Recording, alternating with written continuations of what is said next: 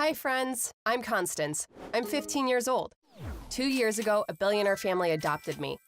That's how I got this life I couldn't even imagine having. Now I'm going to tell you all about it, both the good and the bad parts. I'm sure you'll find my story interesting. Please don't forget to like the video. My dad left us when I was a baby. My mom used to tell me all the time that he wasn't a good person and we were better off without him. But I still grew up imagining greeting my father at the door when he came home from work at the end of the day and receiving a huge, loving hug from him. My mom didn't have a profession. She'd work any job she could get. When she got sick, she was unemployed for a long time. Because she couldn't take care of me, she left me at a group home when I was 9. But every week she would come and visit me. She used to say, "When I'm doing better, I'll get us a nice house. We'll live together again." But she lived on the street, and us having a life together seemed like a very remote possibility. The next year, my mom stopped visiting me. I got worried because that wasn't normal. I asked for help from the social workers at the home. I found out that my mom was hospitalized because her health was deteriorating. After a while, when I heard that she had died, I was devastated. Even though I was very young, I was aware that my mom had lost her life to poverty. They took good care of us at the home, but we all wanted to get adopted, to have a family. Kids who would fit their criteria would be recommended to prospective adoptive families by the management of the home. The families would look at their options, meet the kids, and then make their decision. Families usually preferred kids aged 4 to 5. Kids that age were easier to look after because they weren't babies anymore, and they were still young enough to be raised by the family as they wished. I, on the other hand, was 13 years old. Because I hit puberty, my prospects of being adopted had further diminished. In fact, they were almost non-existent. One day, the director of the home called me. She said I fit this one family's criteria, and she wanted to introduce me to them. This family had an 8-year-old son. They didn't have any other children. They were worried that their son would be all alone in the future. They wanted an older sister who could support him and decided to adopt a girl my age. This was a huge surprise for me. They were about to walk into the director's office. As I was waiting for them, I was so excited that my feet were shaking. Thankfully, our first meeting went great. They told me they really liked me, and they could definitely see me as a wonderful older sister for their son. When the director said, "Constance, gather your belongings and say goodbye to your friends. Your new family lives in another city. They will be leaving with you today," I couldn't believe what I was hearing. Finally, I would have a family too. There were 3 luxury cars waiting for us in front of the home. We got into the one in the front. The other 2 followed us. This was going to be my first plane ride. I'd seen the airport only in the movies. I told my new mom, "Are we going to buy a ticket for me from the airport?" And she smiled. "You don't need a ticket, honey," she said. I figured out what she meant by that when we arrived at the airport. My new family had their own private plane. I, of course, didn't yet know that they were billionaires. Their fortune came from gold and silver mines in different spots around the world. I could only dream of such a rich family adopting me, but thankfully this wasn't a dream. The director at the home had said we were going to another city, but the plane landed not in a city, but on an island. This island in the middle of the ocean, of course, belonged to them. There was just this one house on the whole island. It was the biggest building I'd ever seen. I didn't even know they were called mansions. There was a ship docked on the shore. Do I need to tell you? That too belonged to my new family. Soon I would find out it wasn't called a ship, but a yacht. I wasn't aware of it yet, but I'd started living the life of a billionaire. This is where I met my brother Parker. He didn't seem like an 8-year-old at all. He was dressed exactly like an adult. I was going to be his sister from now on. I made a move to give him a hug, but Parker held himself back and offered his hand coldly. I shook his hand, saying, "Hi, Parker, I'm Constance." Parker looked at his mom with a displeased look on his face. "Constance?" Apparently, he didn't like my name. His mom, my new mom, turned to me and said, "Darling, people have more modern names in our social circle. Rather than Constance, shall we call you Jasmine from now?" I knew my name was old-fashioned, but it was my mom who had given it to me. Still, I couldn't say anything. I just nodded. There was a large number of staff in the house. Cooks, drivers, butlers, maids. In addition to all this, they told me I had a personal maid too. This person came and said, "Let me show you to your room." She was a girl 4 or 5 years older than me. Her name's Mary Jane. When she led me to my room, I couldn't believe my eyes. Even this room was screaming, "This is a billionaire's house." There was a bed 5 people could sleep in. There were armchairs around, paintings on the walls. I was a 13-year-old girl, but this room looked more like it belonged to the Queen of England. I wanted to get some information on my new family from Mary Jane. She was hesitant at first, but then she started talking to me when we became friendly. The family spends a few months every summer on the island. Because my new mom doesn't like staying in hotels, they have houses in many cities, each one more luxurious than the other. The yacht I saw on the dock is the smallest they have. The one they most frequently use is at least 3 times bigger than this one. Every time Mary Jane said something, I kept blurting out, "Really?" She smiled and replied, "Really?" I learned such fantastic things in that conversation, and I probably said "really" at least 20 times. The next day, something strange happened. There was a screening room in the house. Parker and I were watching a movie there. Mary Jane came and told me my new dad was waiting for me in his study. When I went in, he was with another man in a suit. My new dad said, "Welcome to our family, my dear. Let me introduce you to our attorney, Mr. Owens. We have a couple of legal matters we need to take care of." When the attorney said, "Jasmine, I drew up some contracts regarding certain matters. I'm asking you to read and sign them, please." I was really surprised. After this, the attorney gave me the documents one by one and told me what each one was about. "This document is for the name change. We'll file a petition and your name will be changed to Jasmine. This document is an agreement about inheritance. In the future, you will be a part of the will, but your inheritance will be smaller compared to Parker's. This contract is about social media usage. You're prohibited from opening TikTok or Instagram accounts and sharing information about the family in any other way. Finally, this contract is for your allowance. Every month, you will be given an allowance of this amount written here. You will not be able to demand more than that." After telling me all this, the attorney offered me a pen and said, "Please sign under every agreement." I didn't like this one bit, but I wasn't in a position to argue. I had to sign them all. We stayed on the island for about a month. It was nowhere near the life I dreamed of. Parker and my new dad were distant to me. My new mom would talk to me now and then, but it was more in the lines of, "How are things with Parker? What kind of things are you doing together?" Unfortunately, my replies were not the kinds of things she would want to hear. I wanted to be closer to my new brother, but it wasn't possible because Parker had built this really high wall between us. My new dad had some work to do, so one morning our private jet arrived on the island and took us to London. After a while, we went to Tokyo. We stayed there for only 3 days. Then we flew to the city where the family actually lived. We were always traveling on our private plane and staying in our own homes whichever city we went to. When I was younger, I wanted to travel to different countries. But these trips were not at all like what I imagined them to be. Because of security reasons, we almost never went out. When you are inside a house, it doesn't really matter if you're in London or Tokyo. 2.5 years ago, the mafia attempted to kidnap Parker. Thankfully, bodyguards stopped them. The kidnappers confessed that they tried to take Parker and asked for a ransom of $50 million. After that incident, security measures were enhanced. It was deemed dangerous for Parker to go to school and decided that he should be homeschooled with private tutors. Now that I was their daughter, the same security measures applied to me. I was devastated when I found out about this. I was feeling incredibly lonely. I was looking forward to starting school, making new friends. If I was homeschooled, then the only kid around me would be Parker, and he did not like me at all. I'd always wanted to get adopted, to have a family, but this was definitely not what I had dreamed of. At first, I loved that my new family was very rich, but then I saw that everything was good in moderation, and that included having an excessive amount of money. I think Parker wasn't happy with his life either, but he wasn't admitting it. My new mom went to another city on a business trip. I thought about going back to the group home without telling her, but then I thought that wouldn't be right. I waited for her. When she came back, I went to speak with her. I told her Parker didn't feel the need for a sister and he would never accept me as one. She thought I was right. "You're right, honey. Unfortunately, this was an unsuccessful attempt. You're free to do what you want to do." I told her I wanted to go back to the group home, but she suggested something else that changed my life in an instant. I was going to go to a private boarding school. They would obviously cover all my expenses.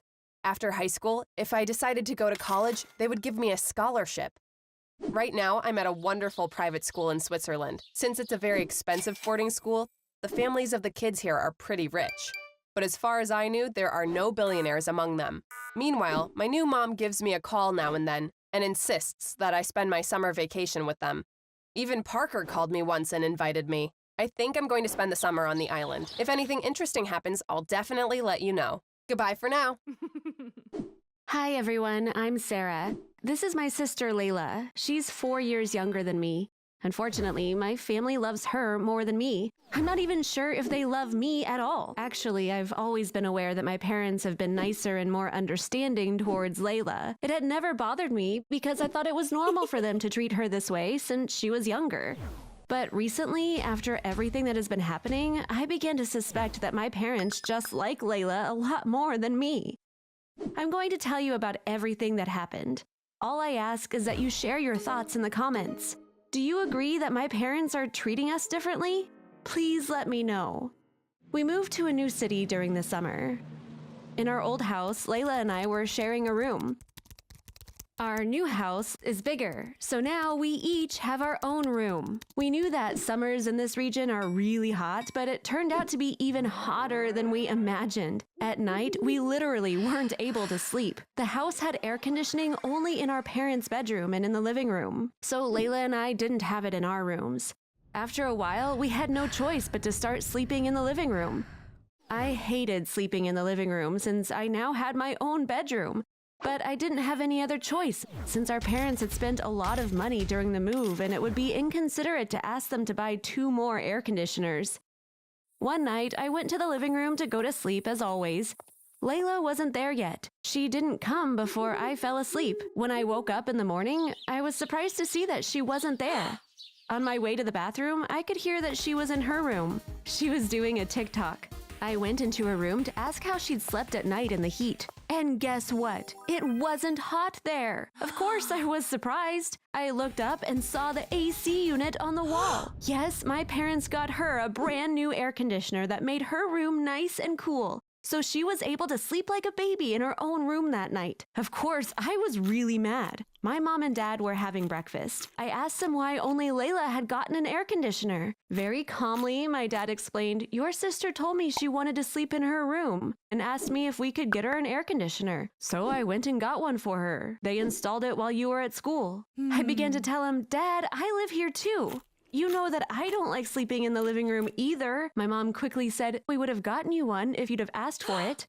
So I said, "Let's get one then." And Dad said, "It might be difficult for us to buy it this month, but let's talk about this again next month." I didn't want to argue with them about it, but they were obviously playing favorites, and now they were babbling irrationally to cover it up. Like I said in the beginning, they had always been nicer to Layla, but this time what they did went way beyond that. The AC incident really changed how I viewed my parents' actions, and I began to notice more things like this. This is when I started to realize that my family loves Layla more than me. Let me give you another example. Ever since elementary school, I've had to do house chores every day. I do the laundry, I take out the trash. When my mom tells me she's going to be late from work, I cook. But I've never seen Layla so much as bring an empty glass from her room back to the kitchen. My mom makes her bed. I iron her clothes. Once, when my mom told me, "Vacuum the living room," I said, "I need to study for a math exam I have tomorrow. Can Layla do it?" My mom said, "Of course not." So I asked, "Why not?" Do you know what she told me? "Because you need to do it." What kind of answer is that? And without another word, I did it like an idiot. Layla's birthday is coming up next month. I realized this when my mom said, "I thought I'd get Layla a cake shaped like the TikTok logo this year. What do you think?" For Layla's birthdays, she always gets a cake that looks like whatever she's into at the time. For example, last year she got a cake that looked like a Roblox character. But for my birthdays, my mom just bakes regular cakes. Ask my mom, it's a family tradition. She's baking my cake herself to show me how much she cares about me. Before, I would have believed it. But now I know that she doesn't care about me at all.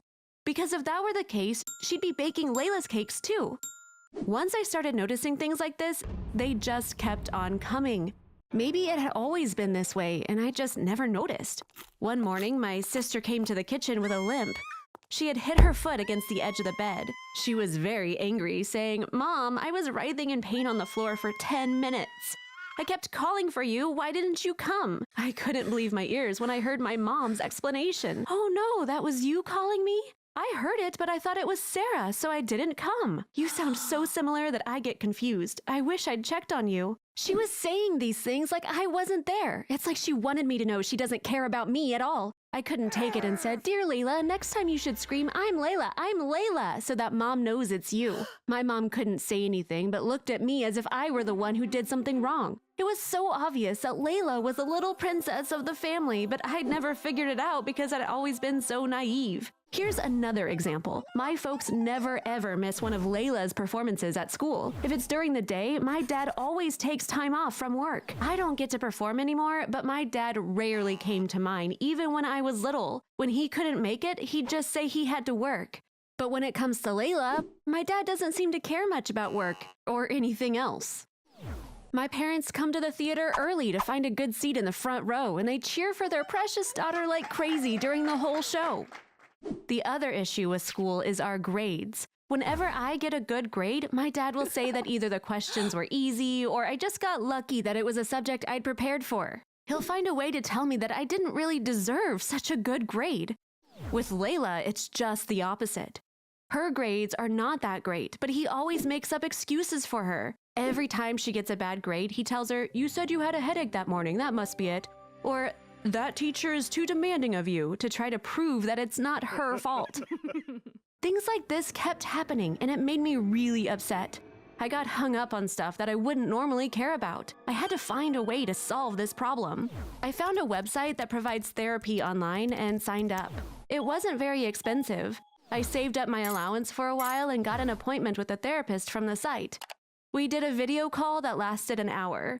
I told her about everything I'd been through. At the end of the session, she said, "Sarah, you can't solve this problem alone. Neither I nor another therapist can help you. You need to face your parents and tell them everything like you just told me. If they love both of you equally, which I believe is the case, they will have to convince you.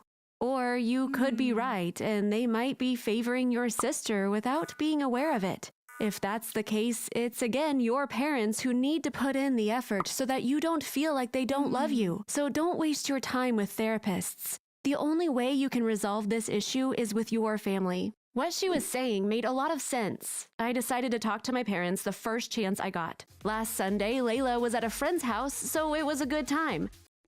I said to my parents, "I need to talk to you about something important." Naturally, they were very curious. I think I talked nonstop for an hour and a half. They didn't interrupt me even once. They just listened. A couple of times, I couldn't stop myself from crying. Actually, even telling them about everything felt really good. But unfortunately, their reaction did not make things any better. At first, they said, "We aren't playing favorites at all, and we love both of you very much." That wasn't the problem, but what my mom said next really hurt me. "Your personalities are so different. That might be why we're treating you and Layla differently. Layla is kind of like a cat. She only pays attention to us when we pay attention to her. Her natural inclination is to stay away from us. That's why we need to be extra nice to her all the time. Your personality is just the opposite." I turned red with rage when I heard that last sentence. I knew what she was saying, but I pretended I didn't understand. I asked, "What do you mean by opposite?" My mom couldn't say it outright. "Opposite of a cat's," she said. I think she was regretting the example she gave. I couldn't hold it in. "So you mean like a dog?" Layla has the personality of a cat, and I'm like a dog. No matter how badly you treat the dog, it still comes back and sucks up to you, right? Is that what you actually think of me? I asked. My mom shook her head. "I guess the way I said it didn't sound too good, but I just wanted to say you have different characters," she said, trying to defend herself. I think what my mom said clearly proved they were treating us very differently. When they saw that I was upset, they tried to console me. My dad said, "Both you and your sister are so precious. There's nothing you need to be upset about." But I'd already gotten my answer. They wanted to keep talking about this, but I couldn't take it. So do you agree that my parents don't treat the two of us equally? I still feel that they love Layla more than they love me. And on top of that, my mom's cat and dog analogy about our personalities was really weird. Can you please share what you think in the comments? I promise that I will read all of them. See you!